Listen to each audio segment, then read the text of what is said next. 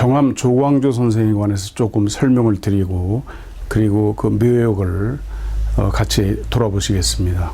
조광조 선생은 1482년 출생하셔서 1519년까지 사셨습니다. 한양조씨고요. 호가 정암이었습니다. 그리고 시호는 문정인데요. 조선 개국공신인 조온의 5대손이고 그 부친은 감찰인 조원강이었습니다. 그런데 무오사화로 유배 중인 김굉필에게 공부를 했습니다. 무오사화는 연산군이 일으켰던 그 사화죠. 이 김굉필은 그로부터 6년째 되던 갑자년에 갑자사화 때 윤필상, 이극균, 성준, 이세좌, 권주, 이주 등과 함께 극형에 처해진 그런 대학자였습니다. 조광조 선생은 중종 5년인 1510년 진사시에 장원으로 급제를 합니다. 그래가지고 성균관에 들어갑니다. 성균관에서 학문과 수양이 뛰어난 자를 천거해라 그렇게 되니까 유생 200여 명이 추천을 했어요. 그리고 이조판서 안당이 천거를 해서 1515년 조지서 사지, 조지서라고 하는 거는 종이를 만들던 관청이었습니다. 옛날엔 종이가 귀했죠. 그러니까 요즘으로 말하면 대략 한 6급 공무원 정도 됐던 것 같아요. 그리고 그 해에 정광문과에 다시 급제를 해가지고 홍문관에 들어갑니다. 홍문관이라고 하는 건 궁궐 안에 있는 경서, 사적을 관리하고 그리고 문안을 처리하고 왕의 자문에 응하는 그런 기관이었습니다. 1518년 빠르지요? 홍문관 장관인 부지학이 되고 또 대사헌까지 올라갑니다. 그러니까 1515년 관리가 돼가지고 불과 3년 만에 대사헌까지 올라간 아주 벼락출세를 하게 됐죠. 성균관 유생들을 중심으로 한 살인파의 절대적 지지를 바탕으로 도학 정치를 실현하려고 그랬습니다. 도학이라는 건 뭐냐 하면 간단하게 말씀드리면 성리학입니다. 성리학을 바탕으로 해서 정치를 실현하려고 그랬던 거죠. 그리고 훈구파 체제를 허물기 위해서 노력을 했는데 1515년 중종 반정의 공신들이 너무 많은 거죠. 그리고 부당한 녹훈자가 있음을 비판해가지고 105명의 공신 중에서 2등 공신 이하 76명의 훈작을 삭제하게 합니다. 그렇게 해서 훈구 대신들의 원한을 사게 되죠.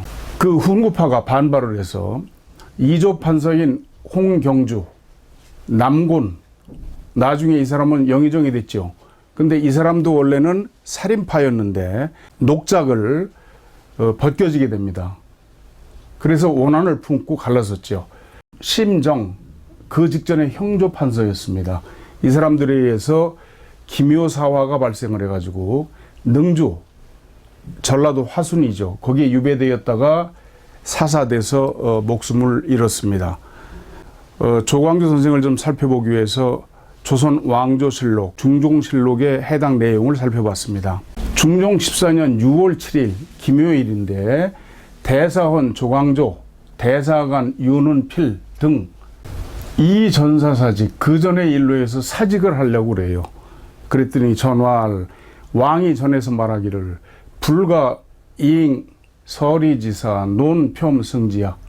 서리의 일로 승지를 논하는 것은 안 된다. 차 대신지상 가부 유하 불가. 대신끼리 서로 가하다 불가하다 하는 것이 어찌 그것이 불가능하겠는가.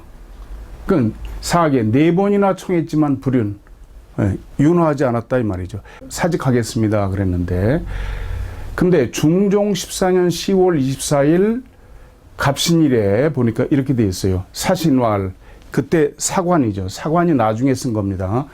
광조지의 조광조의 뜻은 장욕발 전국공신 개정지사. 전국공신의 일을 개정하는 데 있었기 때문에 고 언사중난이 간절. 원사가 매우 조심스럽고 간절했다. 차려 대간 장축 화심. 헤아렸더라면 크게 간사한 그런 화가들 그러할 것이 쌓여 있음을 간파했더라면 즉 심찰 기기미 깊이 그 기미를 살펴서 당사 소위 진정 깊이 생각하여서 진정하고 사군덕 익명 그렇게 했으면 임금의 덕이 더욱 현명해지고 인심점정 인심이 점차 안정되었을 텐데 그리고 우유선처 그렇게 해서 아주 선처가 됐을 텐데 말이죠. 잘 처리가 됐을 텐데 기어유성 성공을 했을 텐데 하거도 중로의 패치기호 어찌해서 그 무리들의 노여움을 일으켜서 그 다스릴 것을 실패했단 말인가 이렇게 사관이 있었어요.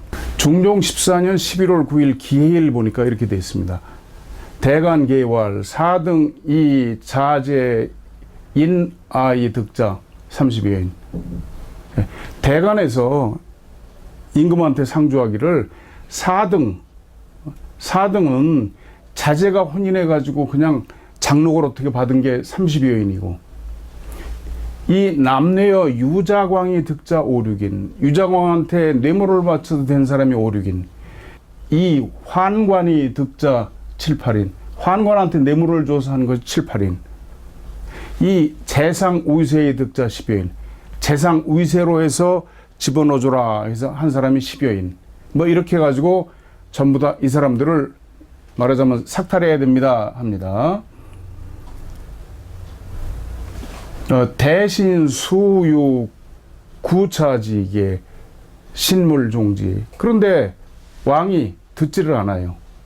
자 여기 보세요. 상인견 영의정 정광필 우의정 안당 임금이 불러드려요. 영의정 우의정 우찬성 이장곤 좌참찬 이유청 우참찬 이자 대사헌 조광조 대사관 이성동 이 사람들을 이제 불러들인 거죠. 이렇게 그렇게 의논을 했는데 그해 11월 10일 경자일에 보니까 홍문관 청면대 상인견 대사헌 조광조 홍문관에서 왕을 뵙고자 했더니 왕이 대사원 조광조 대사관 이성동 부제학 김구 이렇게 이제 불러드렸습니다. 광조 등 력청지 조광조 등이 힘써서 청했지만 불윤 윤화하지 않았다 그 말이에요. 광조와 조광조가 말하기를 대신 계획이 우의 불가 대신들이 모두 불가하다고 하는데 이 상의 뇌집 주상의 뜻이 어딘가 묶여 있는 듯 합니다. 공상의 유편착처야 주상의 뜻이 어느 곳에 치우쳐 있는 것이 두렵습니다. 성동왈 대사관이죠. 이성동이 말하기를 야거성녀 소유 편계지사 즉 대가구야. 만약 성상의 뜻이 조금이라도 치우쳐서 사적인 데 매여 있다면 이것은 참으로 크게 두려운 일입니다. 이랬는데 상부답 주상이 임금이 대답을 하질 않아요. 소헌부 간원 장관 입대 소헌부 그리고 간원의 장관이 들어와서 말하기를 조광조 이성동 극 노은 공신사 수은복 불의 분합 그러니까 이 사람들이 들어가지고 극히 공신의 일을 지극하게 얘기를 했는데도 거듭 끊이지 않고 했는데 분합 받아들이질 않아요. 시야 이 삼고의 때가 밤이 삼고가 됐어요. 삼고라는 건 뭐냐면 옛날에 도성 안에 초저녁에는 북을 한 번 치고 또 조금 있다가 2번 치고 3번 치고 4번 치고 새벽이 되면 5번을 칩니다. 그러니까 지금으로 말하면 밤 12시까지 집요하게 왕한테 그 대신들의 녹작을 거두어 달라고 얘기를 하고 있는 거죠. 그런데 왕이 듣질 않아요. 그때까지. 그러니까 왕이 얼마나 마음속으로 괘씸했겠습니까?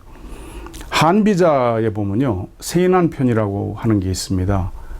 군주한테 간할 때 조심해야 될 것. 그것을 영린에 비교를 했습니다. 거기서 말하길 용에게는 비늘이 있죠. 그렇기 때문에 누구든지 뭐 올라타도 되고 가지고 놀고 다 할 수가 있는데 양쪽 옆에 역으로 난 비늘이 2개가 있다는 거죠. 그런데 그걸 건드리면 물어 죽인답니다. 그처럼 용을 다루듯이 조심스럽게 간해야 되는 것이 군주한테 유세할 때라고 그랬습니다. 그런데 말하자면 밤 12시까지도 계속 이 사람들이 밀어붙였던 거예요. 밤 12시까지 임금을 붙잡고 놔주질 않은 거죠. 이 해가 중종 14년이죠. 그런데 이 2년 전에 중종에게는 3번째 계비인 정순왕후가 들어왔습니다. 정순왕후는 대윤 소윤굴에서 윤원영과 함께 이해를 꾸며서 소윤을 아주 철저하게 탄압했던 조선 500년 동안에 가장 지독했던 왕으로 꼽히죠. 그리고 그 외에도 모두 10사람의 부인이 있었습니다. 그러니까 정순왕후 이전에 본부인이 2이 죽고요. 정순왕후가 들어오고 그 외에도 부인이 8명이 있었습니다. 총 9입니다. 그런데 그때 나이가 중종이 한국 나이로 32살밖에 안 됩니다. 마누라는 9이에요. 바빠서 죽겠는데 밤 12시까지 붙잡고 이렇게 밀어붙였으니까 왕이 마음속으로 크게 노했겠죠. 11월 10일 일인데요. 닷새가 지난 11월 15일 을사일이 됐는데 야이고 밤이죠. 요즘으로 말하면 한 9시, 10시쯤 됩니다. 금중경요. 금이라고 하는 건 궁궐입니다. 궁궐 가운데 놀랍게 소요가 벌어졌어요. 승정원 일기에 말하기를 상어편전, 임금이 편전에 들고 미일소, 홍경주, 남곤, 김전, 정광필 이 사람들을 몰래 불러들여. 훈구 대신들이에요 다. 이 이장곤, 안당호지. 그리고 이장곤하고 안당은 뒤에 왔어요. 의, 하, 광조 등 우, 조.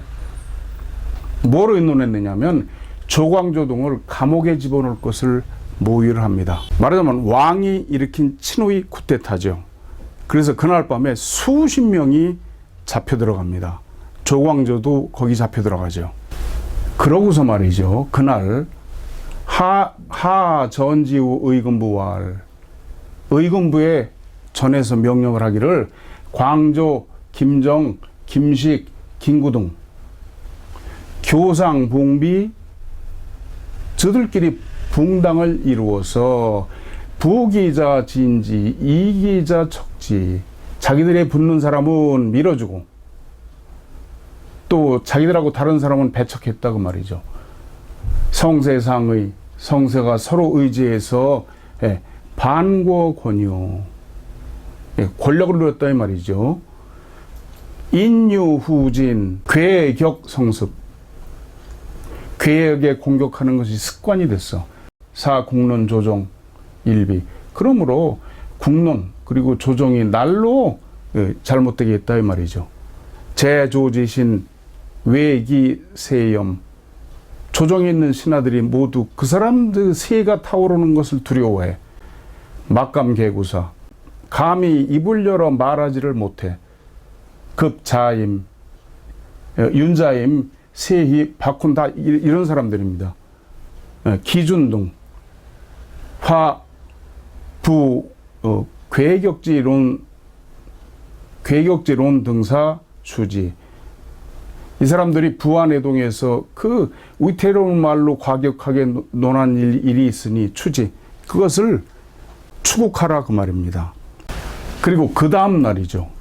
11월 16일 병호일인데 육조판서 등 청면대 불어 육조 판사가 임금을 뵙고자 했어요. 그것이 이제 과격하다는데 불어 하질 않아요. 성지 김근은 성운 계왈. 그런데 성지 김근은과 성운 등이 말씀을 올리기를 형인 작인 사람을 형벌하거나 관작을 줄 때는 불과 유서 편계 치우쳐서 매어서는 안 되니 수가 상량 반드시 상세히 헤아리셔야 합니다. 상무견.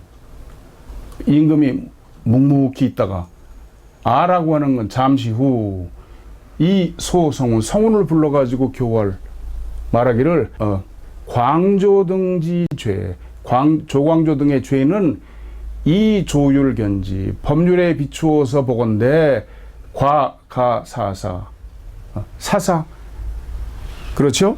사야가 들여서 죽일만 한데 연심계지 그러나 깊이 생각하고 우반복념 대신지연 대신들의 말을 반복해보건대 사사즉 사경악 사약을 내려서 죽이면 놀랄 것만 같아서 광조등 사인 감사 조광조 등 네 사람은 죽는 것을 감하는 대신 고신지인탈 결장 일백 원망 안치 고신 벼슬을 떼고 그 다음에 곤장을 100대를 쳐서 먼 곳에 가서 안치시켜라.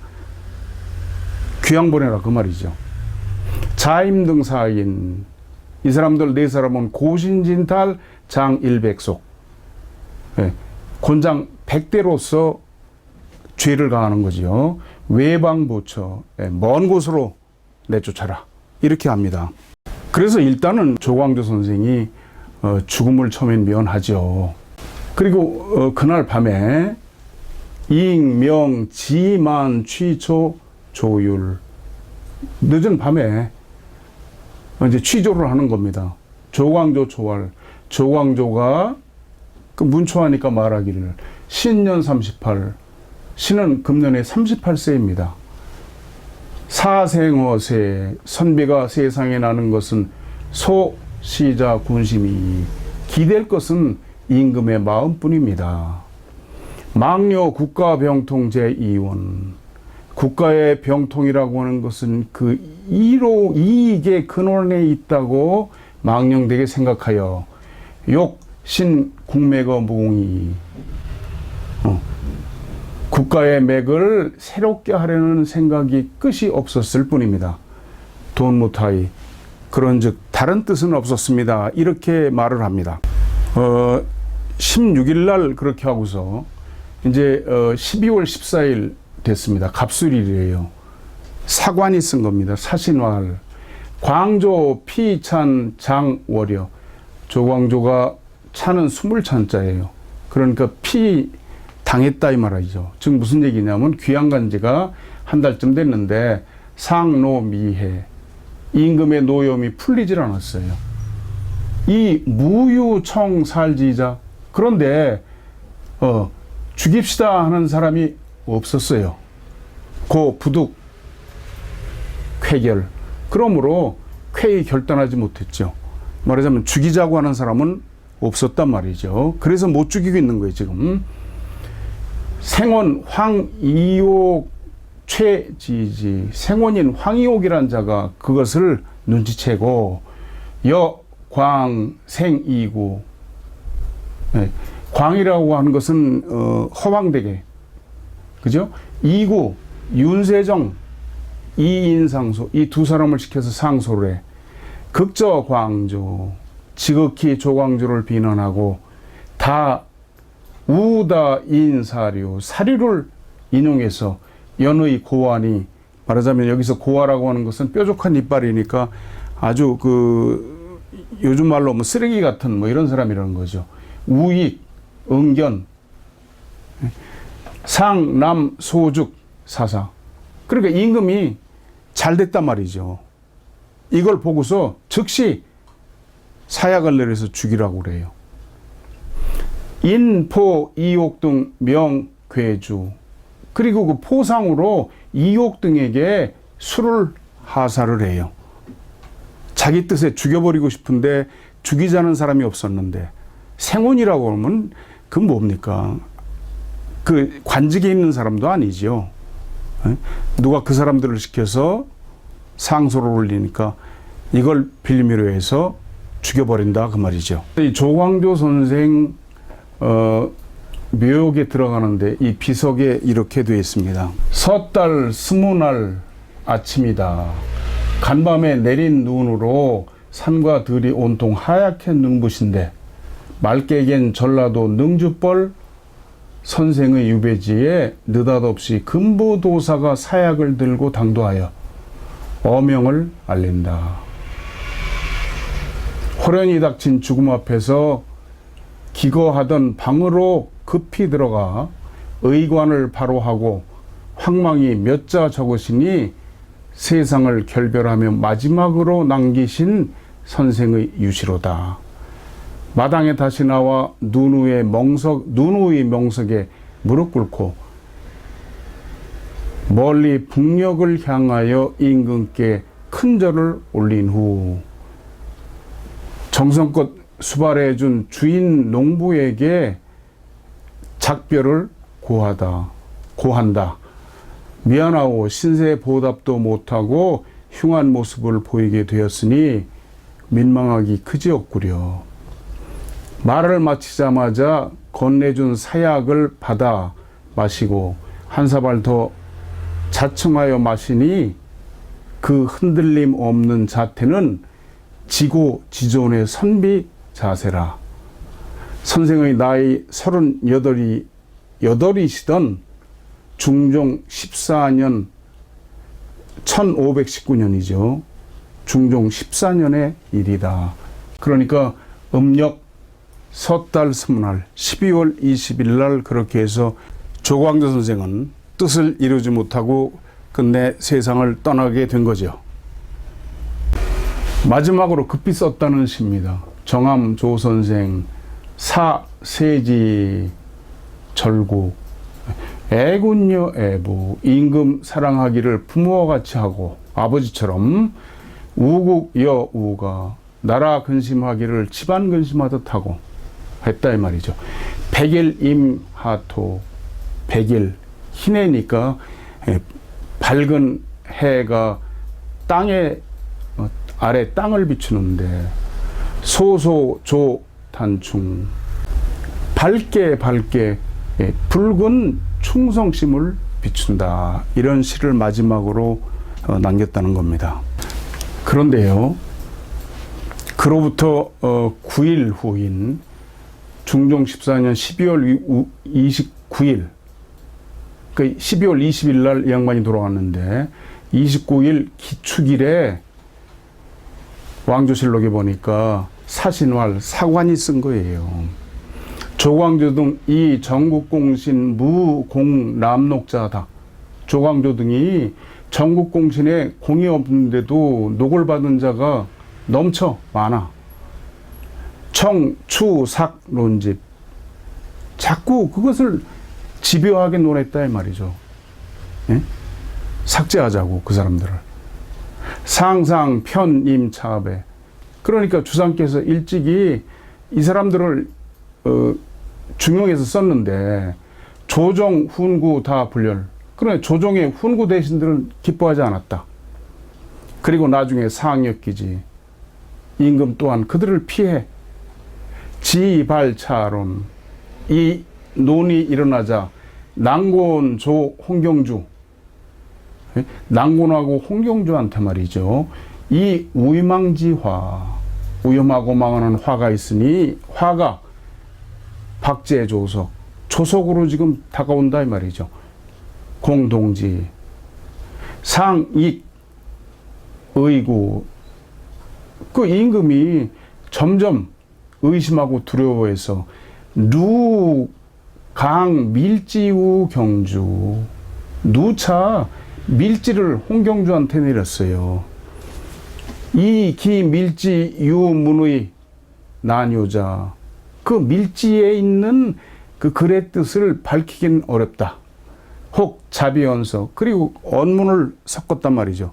한글을 섞기도 하고 금불록지 그러므로 지금 여기에 수록할 수가 없다. 기대계즉왈 그 대개 내용은 이렇다는 거죠. 인군여신 모제인신 임금과 신하가 모여하여 신하를 제거하는 것은 수근어 도모 비록 이것이 도적들의 모여하는 것에 가깝지만 연간당 이성 이미 간당이 이루어졌으니 인군 고립 난제 임금이 홀로서 그것을 제어하기가 어렵다. 욕, 공, 모, 제지 그러니 함께 모여서 그것을 제거하고자 한다 이 말이죠. 이안 종사 우는 그렇게 해서 종사를 편안하게 하고자 한다 우는 이런 내용이었다 그 말이죠. 그러니까 임금이 시켜서 이런 짓을 한 거죠. 조선조에 보면 이런 거 많습니다. 정조도 그랬죠. 몰래 밀지를 내려서 탄핵하라고. 네, 그런 것들이 많아요. 이어서 월간역학 사은 행사에 관해 말씀을 드리겠습니다. 지금 보고 계신 페이지는 1990년 7월 제가 창간한 월간역학 창간호 표지입니다. 그리고 이 표지는 2021년 9월 통권 375호 표지입니다. 즉 375개월 동안 월간역학을 단 한 차례도 건너지 않고 발행했다는 말씀이 되겠습니다. 월간역학에는 이런 내용들이 실립니다. 주역, 맹자, 장자, 묘법, 연화경, 법구경, 사주, 관상, 풍수지리 6효 그리고 여러분의 매일매일 한 달 운세가 나가고요. 이사하기 좋은 날, 결혼하기 좋은 날, 고사 지내기 좋은 날 또는 이사나 여행의 길한 방위, 흉한 방위를 가르쳐드리고 또 이달에 갖는 아이는 남아일까 여자일까를 가르쳐드려서 미리 가족 계획을 할 수 있도록 그런 것들이 나갑니다. 뿐만 아니라 역사적으로도 재미있고 유익한 여러 내용들이 함께 나가고 있습니다. 월간역학에서는 창간 32주년을 맞아서 아주 큰 사은 행사를 하고자 합니다. 월간역학 1개월분은 9,500원입니다. 9,500원 곱하기 12개월 1년은 11만 4천 원이죠. 그런데 여기에 36,000원만 더하셔서 15만 원을 보내주시면 푸짐한 사은품을 드립니다. 월간역학 최근 지난 3개월 과월호를 드립니다. 월간역학은 뉴스성이 없습니다. 모두 지식성뿐입니다. 따라서 과월호도 모두 정가 판매만 합니다. 28,500원입니다. 그 다음에 돈, 권력, 수명 2층 안에 다 있다. 바로 이 책입니다. B5 크기입니다. 관상학의 성전입니다. 마이상법정에. 큰 책이죠. 452쪽으로 38,000원입니다. 이 책의 특징은 안에 원문을 싣고 한자 음을 모두 달고 자세하게 번역과 줄을 달았습니다. 그래서 관상학을 공부하시려는 분, 또 관상학을 강의하시는 분들, 또 일반인들 누구든지 한글만 아시면 누구든지 관상학에 대해서 쉽게 공부할 수 있고 또 이것을 생활에 접목하실 수 있습니다. 이 책을 드리고요. 또 있습니다. 바로 이 책입니다. 제가 쓴 책입니다. 역시 큰 책입니다. 천지신명과 사람들께 바치는 주역. 길을 묻는 이들을 위해 점괘 해석을 함께 달았다. 이 책만 있으시면 주역 공부뿐만이 아니라 주역점을 치실 수가 있습니다. 또 있습니다. 저희가 국내에서 국산 황동으로 제작한 수맥 탐지봉 꽤 긴 겁니다. 정가 6만 원입니다. 이것도 드립니다. 월간역학 3개월분 28,500원, 주역 38,000원, 마이상법정에 38,000원, 수맥 탐지봉 6만 원. 이렇게 하면 사은품 가격이 16만 4,500원입니다. 이걸 모두 드립니다. 사은품 16만 4,500원, 월간 역학 1년은 11만 4천원 하면 27만 8,500원입니다. 그런데 지금 여러분께서 15만 원만 입금해 주시면 저희가 사은품 16만 4,500원어치를 즉시 택배로 보내드리고 앞으로 1년간 월간 역학을 매월 우편으로 보내드리겠습니다.